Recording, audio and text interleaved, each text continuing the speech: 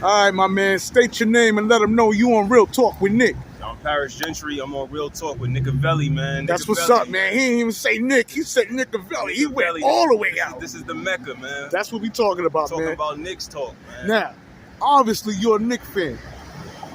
Who's your favorite player on the Knicks and why, man? R.J. Barrett. Young, vibrant. Probably going to carry the squad. He do need somebody else. He do need some assistance. Not going to lie. He needs some assistance. You don't think he got help? He got a little bit of help. Julius Randle got to show up every night, though. Emmanuel quickly got to develop faster. Now, before we you said something. Let's start with R.J. Barrett. Was you optimistic about R.J. during the draft class when we could have got Zion Williams or Ja Morant? Was you speaking this R.J. Barrett talk right now? No, I'll keep it a stack. No, I was not talking this R.J. Barrett talk at all. Why? Simply because I feel like he wasn't developed enough to come to the Knicks, and he didn't have that New York mentality, that grind, that grit coming from Duke. So you was watching him in Duke? Yeah, I was watching him from Duke. You feel me? I would have rather Zion over R.J. Now, when we speak of R.J. Barrett and Duke, what was it that you wasn't solely convinced?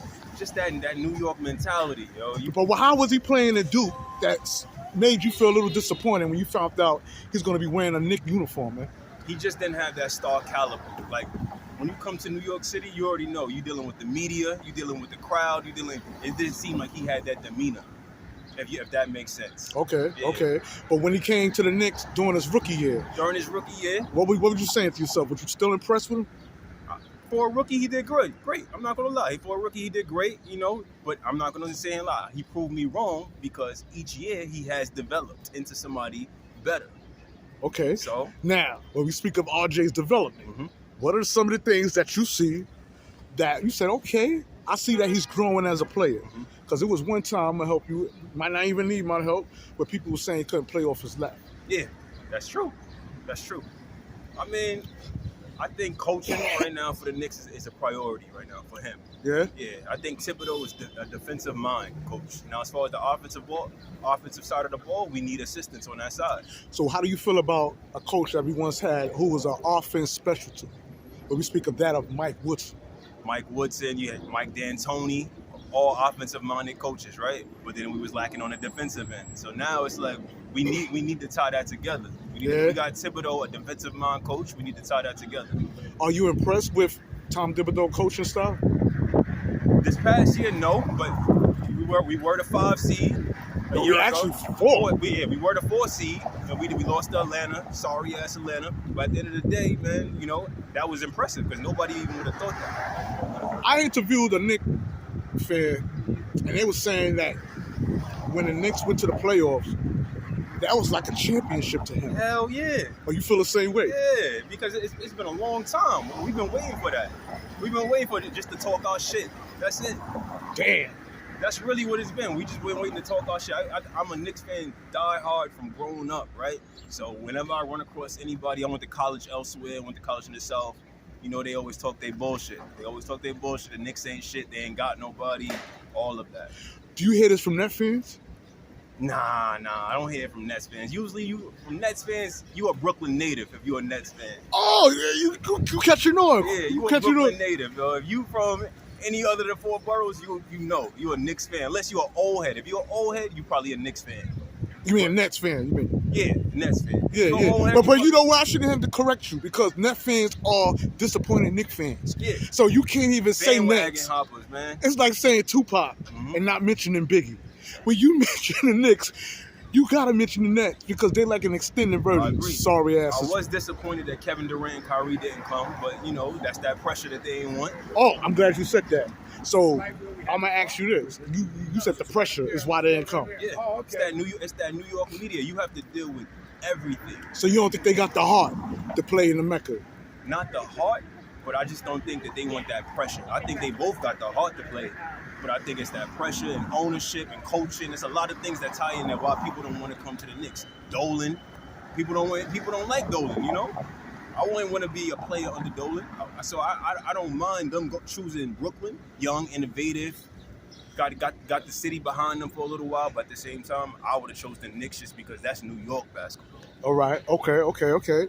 Sound epic. Now, when we speak of Julius Randle, right? Yeah. Power forward for the Knicks. Most improved player. Wait. Ho. Gotta give him his props, man. You might find some people who might not share the same sentiment when we speak of JR, Julius Randle. Some people call him the wannabe power forward. I mean, not the power forward, because that's who he is. The point forward.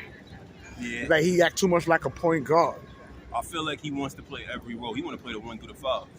That's his problem. He want to play the 1 through the 5, and you can't do that. Like, everybody got a role. RJ got a role. He got a role. Emmanuel quickly got a role. Everybody. Derrick Rose. When Derrick Rose was balling for us, people forget about that too. Yeah, now speaking of Derrick Rose, if Derrick Rose didn't get injured, where do you think the Knicks would have been this season? He would have stacked a solid 7 seed. I'll give him a solid 7 seed. 7 seed? Yeah, I'll give him a solid 7 seed. If you look at the East and how the East has been stacked this year, you got the Heat doing good. You got Milwaukee doing good. You got plenty of teams in the East doing good. KD came to Brooklyn. That changed everything for the East. So I would give him a solid 7 seed. 7 seed for the Knicks. Yeah. Okay. And my next question will be, what should we do with Obi? Because Develop him. He wants to shoot that 3. He wants to get comfortable behind that arc. We need somebody like that. He's a big force. Let him develop that, man. Let him do it. So what that means for his playing time when we got Julius Randle, who just signed that extension contract for 117. Some say he didn't deserve it. Like, once he got it, he got lazy. Yeah, I agree. Yeah, he definitely got lazy and complacent. That's really what it is. So he got paid. You know, and you know how New York is. You come to New York, you get paid. But at the end of the day, I feel like they got to work Obi into that lineup. He need to be at least a 6th or 7th man coming off the bench. Wow. You don't even see him starting? Not as of yet.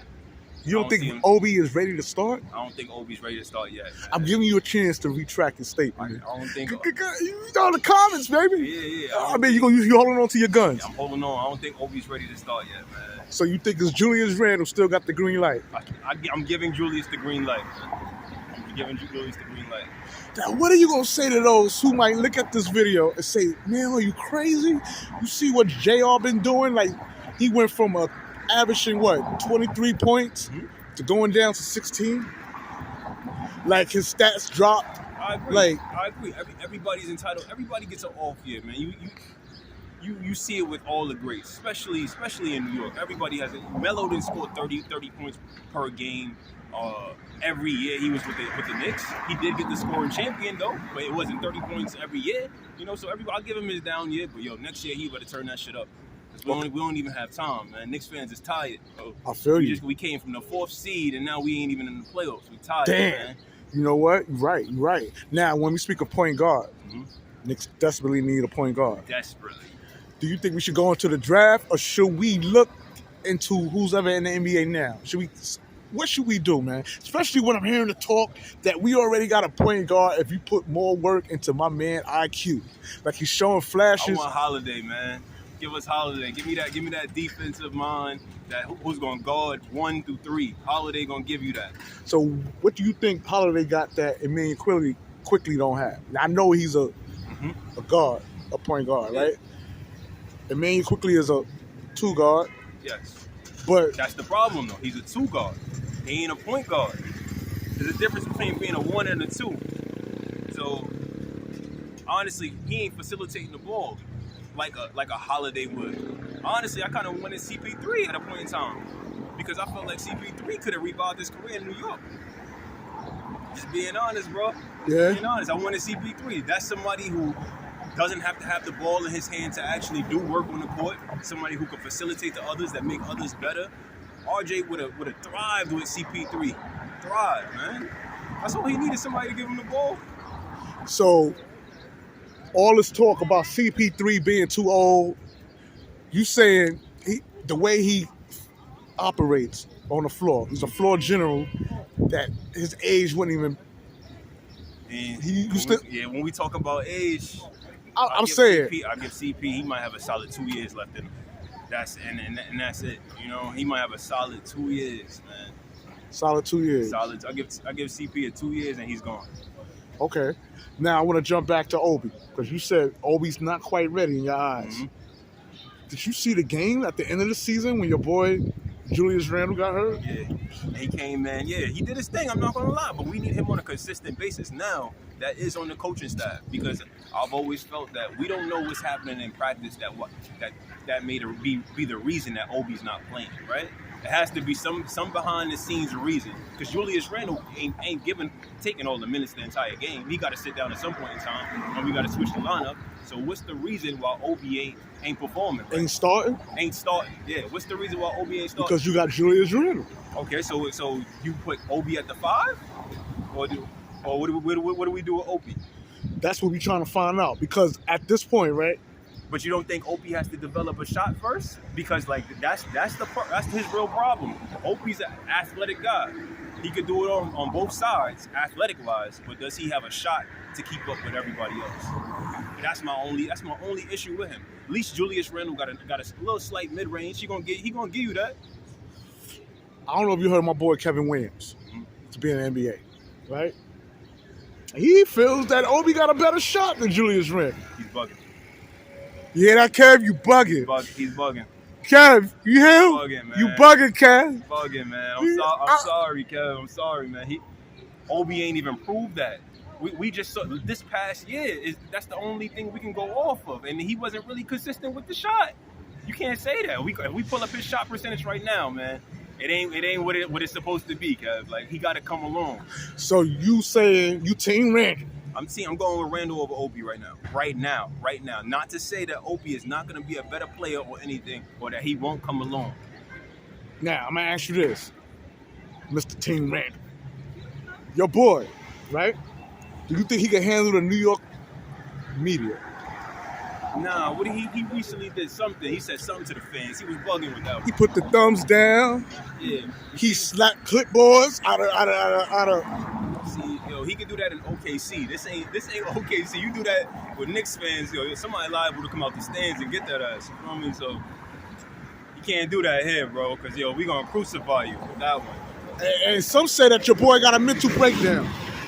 Nah, I can't speak on his mental health, man. But do you think he'd be able to gel? Do you think it's a locker room cancer issue with Julius Randle and the other players, man? Yeah, I think it's a locker room issue, but that's something they got to get right within. And to be honest, whoever wins a championship with the Knicks is a great forever. People don't even realize that. It's a great forever. It don't matter if you be a 1. You're going to be talked about forever. Okay. And that's a fact, man. And you think RJ could be the face of the Knicks to do that? Yes, I think RJ could do that. With company. He got his boy Cam, right? They talking about Zion. Zion possibly want to come. He don't want to be with the Pelicans no more. So there we go right there, man. If Zion want to come through, let's get it popping. Do you believe that actually is going to happen, though? Do you think it's possible that Zion Williams will come to the Knicks? I don't want to talk it up and be disappointed, man, because that's what we do, man. I don't want to talk it up and be disappointed. What's dope? We've been doing that for years, man. Yeah. I mean, all right, my next question to you would be, when we speak of Obi, some say if you bring Julius Randle back, which looks like it's going to happen, of course, that we might be in risk of losing Obi. Do you think Julius Randle is worth losing a future prospect in Obi Toppin? No, I'd rather lose Julius Randle easily, because Obi is somebody you can develop. That's a young boy that's ready to go and be developed, right? So Julius could be phased out. He got his payday. He already had his time to prove. Let's see what Obi got to do, man. Like, I'm cool with that. I'm definitely cool with that. Like, we could get rid of Julius Randle and put Obi in that role. I'm good with that, because that's a young boy that can fill a role. Now, I'm confused. So look, because you just said earlier, I don't think he's ready now, but if in a couple 2 years, if y'all want to get rid of Julius Randle, let's get rid of him. I'm cool with that. All right. Moving right along, I want to talk about coaching. Mm-hmm. Tom Thibodeau, do you think he's a great coach when you speak of the youth? We know he's good on defense, but some say he tends to put more emphasis with the vets, and he don't really. I agree, man, because he bring Taj Gibson everywhere he go. Taj Gibson, Derrick Rose, they go wherever Thibodeau go. It don't matter. Yeah, I definitely agree with that statement as far as too much emphasis on the veterans and not enough emphasis on developing the young boys. So that'll be your only critique concerning Tom Thibodeau coaching style? That is play calling. I'm gonna be honest, his play calling and his rotation. Speak about that.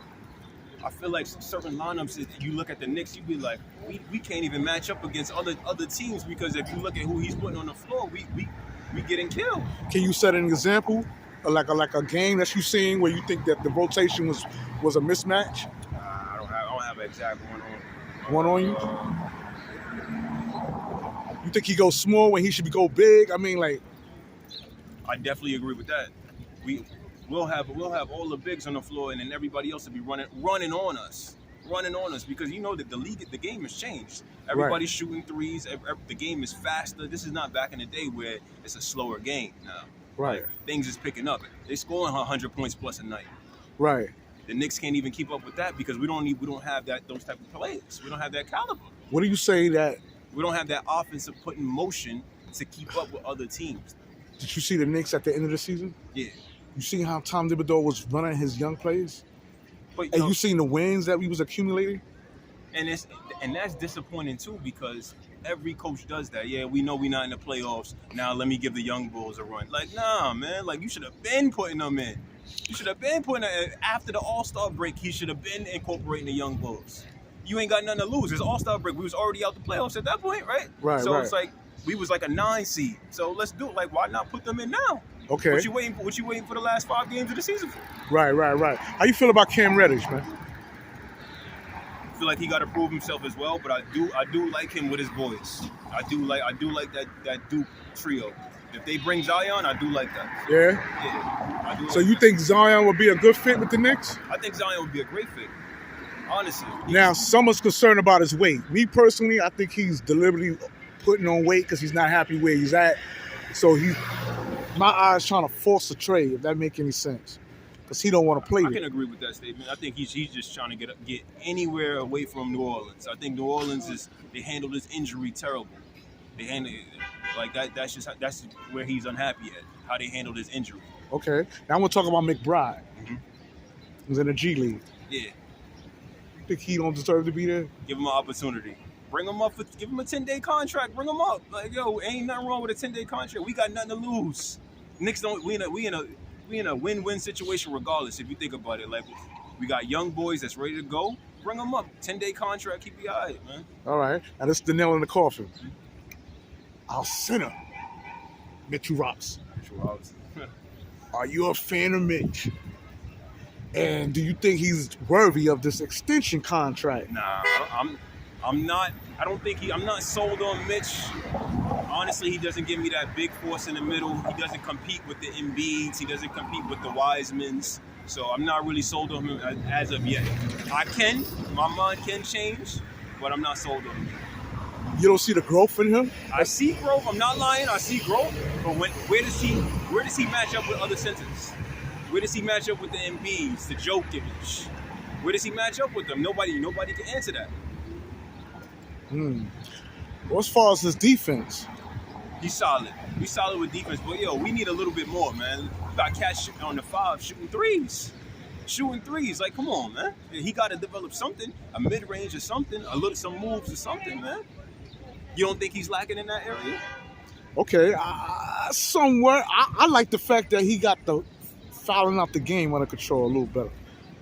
I'm gonna give him that because he was like on his hacking time and stuff like that. But I'll give him that. Yeah, so I see the improvement as far as with that. Mm-hmm. Jericho Sims, baby. Yeah. Talk to me. You a fan of Jericho? Nah, not really. I feel like another guy that needs to prove himself as well. We got a bunch of young boys that we should be developing. To be completely honest, like, yo, we should be developing them right now. This is the time because we have nothing to lose. Like, we really don't have like somebody that's a huge big face that we could lose. I feel like develop the young boys, see how it works out. You never know. What star you got sitting on the bench, what star you got in the G League. Okay. And this is it, man. Not only is the nail in the coffin, it's dirt covered over the bitch. Donovan Mitchell. We hear all this talk about Donovan Mitchell coming here. City is split. Some say bring him because he'll attract free agents. People will want to play. I want him, man. I agree. Bring him. He a New York native. He from upstate. Bring him. You know, there's talks about him and Emmanuel Quickly hanging out together during this offseason. They might have to get rid of Emmanuel quickly to bring him. I don't think Emmanuel quickly is going to hang with him all summer so that man could bolt him off. It's over in Utah, man. It's over. Like, that duo ain't working. It's time to break that up. But see, that's what people are saying, too. Why bring Donovan Mitchell to New York when he haven't accomplished anything in Utah? What do you say to those who say that, man? I think he actually accomplished a lot, man. Like, why do we watch Utah? We watch Utah because Donovan is a playmaker. Donovan's a star on his own. Come on, man. Like, if you watch Donovan's game, he's solid. He's solid, man. Yeah. I think he's solid. He's an all-star. He's proven. He's a New York native. You know we love New York natives, whether he's from upstate or not, man. I'm from Queens, so I say bring him. Him and Mark Jackson, bro. I was about to bring you. Must have seen it on my tip. Mark Jackson. You want Mark Jackson as the coach, right? Bro, that's the only person we need. Come on, man. Queens native, St. John's. If you wasn't from Queens, would you be saying that? Yes. So you're not being biased. I'm not being biased, man. Mark is my God, man. Bring Mark. And that's what it is, man. Listen, man, I want to thank you for coming on Real Talk with Nick. Talking about nothing but Nick basketball, man. Yeah, man. My guy, Nick and Belly, man. This is what it is, man. All right. New York. Hey, we out. Pigs.